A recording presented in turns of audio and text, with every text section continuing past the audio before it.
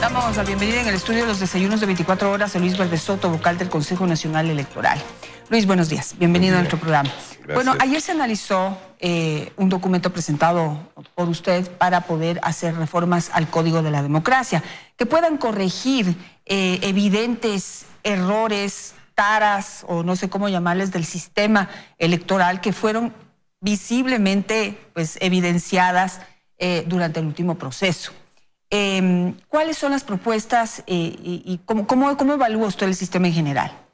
Mira, creo que el sistema electoral ecuatoriano requiere de correcciones urgentes que, por un lado, modifiquen aquellas distorsiones que se introdujeron durante la década autoritaria, tanto como se puedan trabajar sobre las deficiencias notadas en el corto plazo. Básicamente, por un lado está la necesidad de restituir un sistema proporcional en el Ecuador. Ecuador, por mandato constitucional, debe tener un sistema proporcional, es decir, debe reflejarse del mejor modo posible los porcentajes de votos en la asignación de escaños en función de la construcción de la gobernabilidad y de la captura de minorías.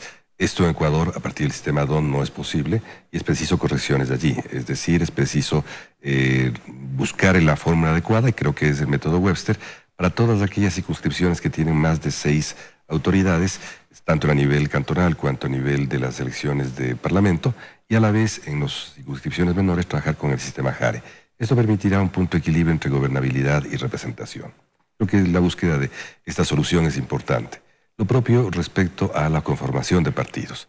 Necesitamos partidos más plurales, partidos más transparentes, más representativos, y consiguientemente es necesario introducir desde medidas de democracia interna que no han funcionado como ahora. Hay que restituir y recuperar experiencias internacionales al respecto, por ejemplo, actos de democracia interna a través del voto de los militantes dentro de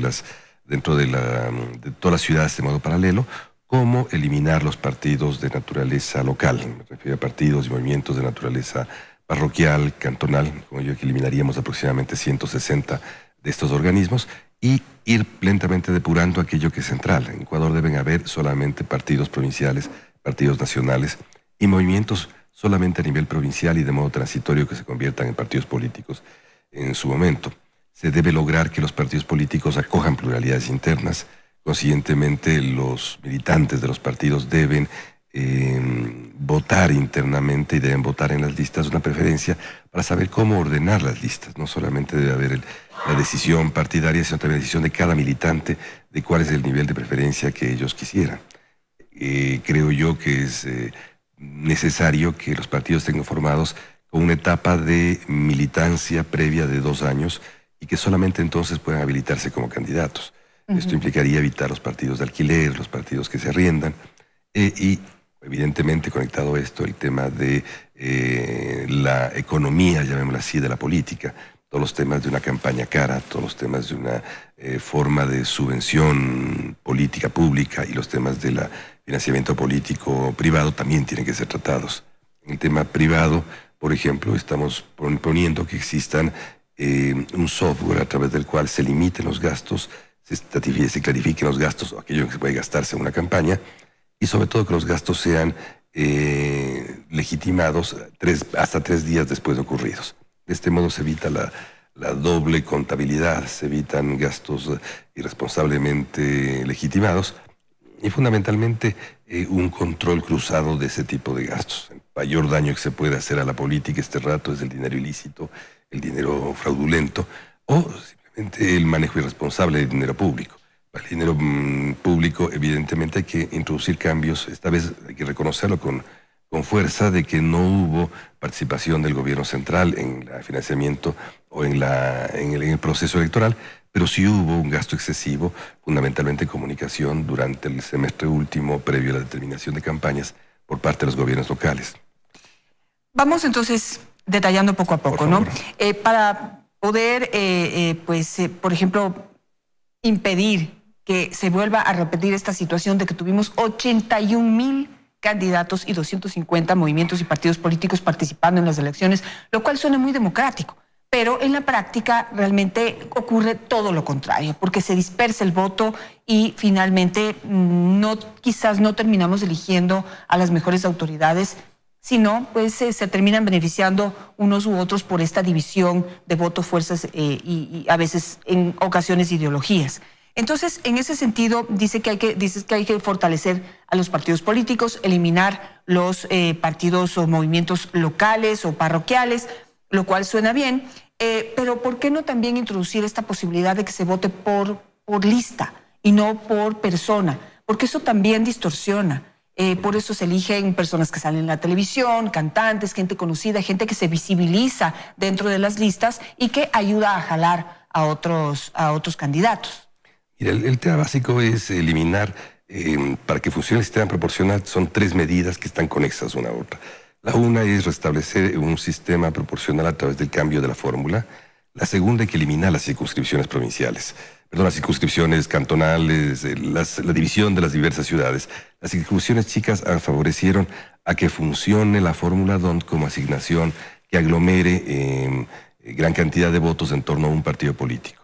Se necesita eliminar las circunscripciones, volver a la circunscripción provincial y eliminar el voto fraccionado. Ecuador tiene esta barbaridad que se introdujo en el año 98 a través de una consulta con una pregunta malhadada, en la cual se rompe la unidad del voto. El equilibrio y la igualdad del voto de los ecuatorianos se rompió 20 años y en estos 20 años no hemos podido ni hemos sabido recuperarla. Estas 3 medidas juntas tienen que funcionar, que son eliminar circunscripciones, establecer una fórmula de reparto más equitativa y eliminar el fraccionamiento del voto. A eso adicionalmente la posibilidad de un voto preferencial, lo que te permite es de que los diversos segmentos de los que debe estar conformado un partido es una entidad plural, no es una entidad militar, digamos, homogénea, es una entidad plural, puedan expresar también su preferencia. Esto implica que cuando un partido o las directivas de un partido o una forma de democracia interna elige una modalidad, también sean todos los ciudadanos los que ratifican esa decisión del partido, a través de votar una preferencia. La preferencia es simplemente un reordenamiento de jerarquías que opera en la mesa en el momento que se hace el escrutamiento. Esto permitirá bajar este comercio partidario, además de otra medida que adicionalmente pensamos, que es de que solamente podrán ser candidatos quienes tengan 2 años de militancia en un partido. Adicionalmente pensamos de que esto debe ser estimulado por la vía de la subvención estatal. El Fondo Partidario Permanente debe estar exclusivamente dedicado a la capacitación partidaria mediante un programa aprobado y con medidas de impacto. De este modo logras, de algún modo, bajar esta presión. También hay que buscar cosas complementarias. Por ejemplo, el sistema de franjas y de pago por franjas, que tuvo un efecto muy importante, o tiene un efecto muy importante en la construcción de igualdad política, tiene un efecto perverso. No permite que la renovación, toda vez de que quienes ingresan al sistema político tienen que tener un tiempo de exposición ante los medios, un tipo de exposición ante la opinión pública, que les permita competir en cierta condición de equidad con quienes ya permanecen y están presentes. Por eso hay que sincerar algunos temas del gasto de precampaña, hay que abrir un poco de la precampaña limitadamente, pero que permite este juego de renovación que es tan necesario en este rato en el Ecuador. Pero a ver, ¿cómo mejorar el sistema de financiamiento? Porque eso también fue un problema en estas últimas elecciones. Había tantos candidatos y tan poco presupuesto que también no hubo cómo invertir en la necesaria difusión de las propuestas de cada candidato. También se habla de la necesidad de que obligatoriamente y no por conveniencia, de acuerdo a la posición en la que estén las encuestas cada candidato, haya debates para que la gente pueda escuchar en detalle qué es lo que proponen y cómo lo defienden frente a otras propuestas de otros candidatos. Pero en cuanto al financiamiento, primero, ¿no? ¿Cómo limitar, digamos, las medidas que se estarían tomando limitarían el número de candidatos y eso proporcionaría mejor los recursos dados por el Consejo Nacional Electoral? Pues sí, mira, la dispersión infinita del número de candidatos baja evidentemente la cantidad que recibe cada uno, porque es una cantidad fija que está ligada al tipo de autoridad y al nivel de ciudad o de circunscripción de que se trata. Si tú tienes más candidatos tendrás menos opción de recibir recursos. Entonces bajar el número de candidatos también eleva la cantidad de dinero que reciban y hace más viable el sistema de información. El primer elemento entonces es cómo reducir el número de candidatos, que yo creo que se producirá bajo un mecanismo de selección casi natural. Hay que ver también de que otra de las reformas que proponemos es eliminar el tema de las firmas. Las firmas no han tenido ningún efecto como barrera real de la viabilidad de partidos grandes, sólidos, y se está pensando más bien en otro sistema que se utiliza en varios países del mundo, que es la restitución del gasto. Es un poco más liberal en el sentido de que tú puedes lanzarte de candidato, pero tienes como presión el que si no alcanzas el 4%, aquel límite que está fijado en la ley ecuatoriana, simplemente tienes que devolver todo aquello que la nación invirtió en ti, no solamente a través del gasto electoral, sino de todos los otros rubros que la nación invirtió en ti. Pero el requisito para inscribirse, entonces, ¿cuál sería? Puedes inscribirte, puedes entrar, es tu riesgo. Simplemente. Es tu riesgo, pero tienes que pagar si es que no logras cubrir. Pero eso no multiplicaría también el número de movimientos, partidos y candidatos. Yo creo que vamos a ver quién está dispuesto a pagar el 4%, pagar el costo de la campaña. Yo no sé quién está dispuesto a correr ese riesgo cuando no hay certezas ni capacidad. Es un estímulo también a la alianza, es un estímulo a la fusión, es un estímulo a la presentación responsable, ¿no es cierto? Esto ha funcionado en varios países y funciona bien. Ciertamente, a veces la sanción económica tiende a mejor. Evidentemente hay otras fórmulas, pero el sistema de firmas es el que ha fracasado en el Ecuador y el que hay que dejarlo de lado. Todas esas firmas falsas, es decir, ha fomentado la trampa y el engaño, ¿no? No hay ninguna posibilidad tecnológica de hacer una revisión exacta de las firmas. Yendo al tema que te llama atención y que a mí me llama mucho también la atención, que es el del debate necesario. El debate no es una discreción ni de los candidatos ni de la autoridad. Cuando tú tienes procesos electorales en los cuales se concentra la atención del público grandemente en torno a un momento, ¿no es cierto? Y este momento de concentración de la atención del público es el debate.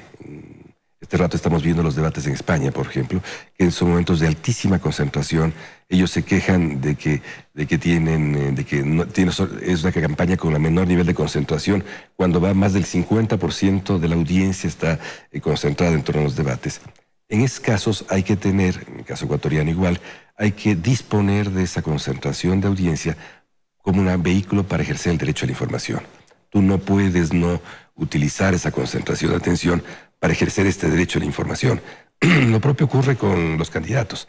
Una vez que se produce esta situación en que hay concentración de atención y es una opción inevitable de distribución de información, los candidatos no puede ser discrecional que asistan o no asistan, es una obligación asistir.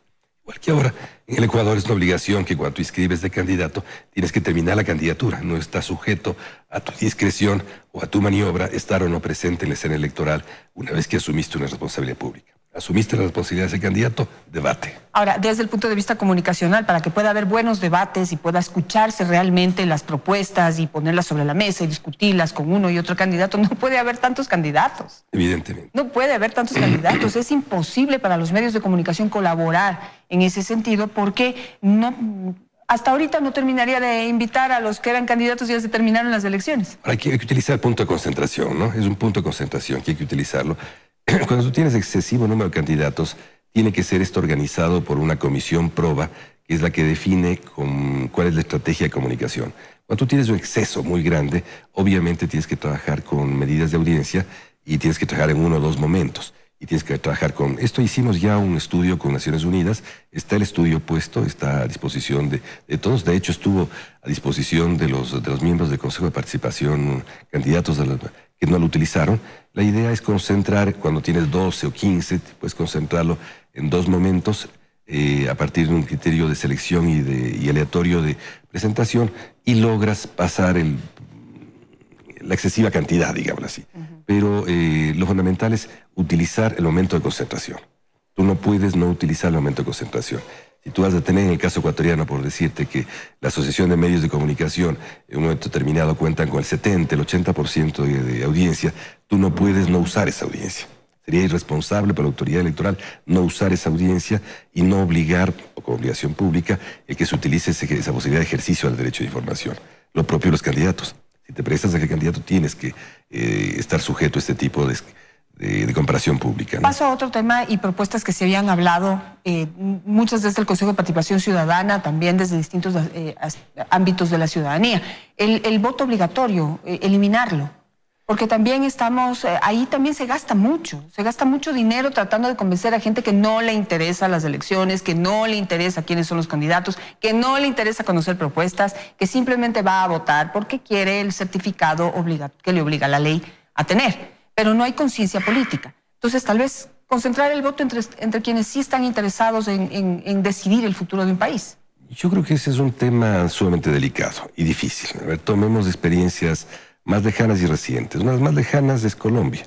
Colombia elige sus autoridades con 30-40% del voto, que no necesariamente robustece ni el sistema partidario ni el sistema político. Y más reciente, Chile. Chile acaba de imponer su voto obligatorio, acaba de abrir la posibilidad de que el voto sea facultativo, ha tenido una caída tremendamente importante en la participación ciudadana. Son dos datos que te ayudan a pensar de que no necesariamente un sistema tan sólido como el chileno tenga resultados positivos. En el caso ecuatoriano, el voto facultativo no tiene tasas menores de participación que el voto obligatorio, lo cual te habla de que aquello de la presión por el voto es menor en el caso nuestro. A la gente le gusta votar. Hemos hecho un estudio antropológico en Quito sobre los significados de la participación en el voto, esto en el Instituto de la Democracia, y se ve que hay un nivel importantísimo de gusto por hacerlo. Al aflojar un poquito la presión legal, creo que podemos introducir una distorsión adicional. Yo creo que valdría la pena evitarla. Ecuador no tiene presión sobre ese lado. Yo más bien rescataría en el caso ecuatoriano varias cosas que son olvidadas, y a propósito de nuestros 40 años de democracia, que hay que festejarlos. Yo creo que es un elemento de festejo tener 40 años de democracia ininterrumpida, como en el caso nuestro. Te decía, por ejemplo, se suele decir que la mujer analfabeta campesina es la que menos participa. Y curiosamente participa más que la mujer urbana. Es decir, Ecuador tiene en ese tipo, ha habido una especie de represamiento histórico que se ha satisfecho bien. Yo no metería cambios allí, porque esos cambios pueden... conocer esos detalles, pues ese análisis, ¿no? Para conocernos mejor como votantes y como ciudadanos interesados en la política. Por último, Luis, quisiera saber las propuestas que se están haciendo para poder evitar el hiperpresidencialismo del Consejo Nacional Electoral, que lo convierte en la máxima autoridad, última decisión, digamos, la última palabra durante un proceso electoral, lo cual también sonaba bien, pero en la práctica se han cometido abusos. Entonces, ¿cómo delimitar y a la vez darle la autoridad que el Consejo necesita para actuar durante las elecciones? Mira, es muy complejo diseñar un colegio y un cuerpo colegiado de 5 personas, una de las cuales ejerce la presidencia, y esta complejidad de diseño se traduce en una cantidad de desatinos. Tal vez el principal desatino que puede existir es la inadecuada distribución de funciones. Entre 5 es posible definir y distribuir funciones, responsabilidades y roles adecuadamente, ponderadamente y no inadecuada y despóticamente. Esa es una, ¿no es cierto? La segunda es de que las responsabilidades administrativas deben permanecer donde están. Lo que sí no debe permanecer donde está es la no generación el bloqueo de la generación de políticas públicas electorales. Un cuerpo colegiado tiene que generar políticas públicas electorales y tiene que hacer fiscalización interna. Eso es absolutamente claro y obvio. En el fondo hay que deshacer la hiperconcentración de funciones internas.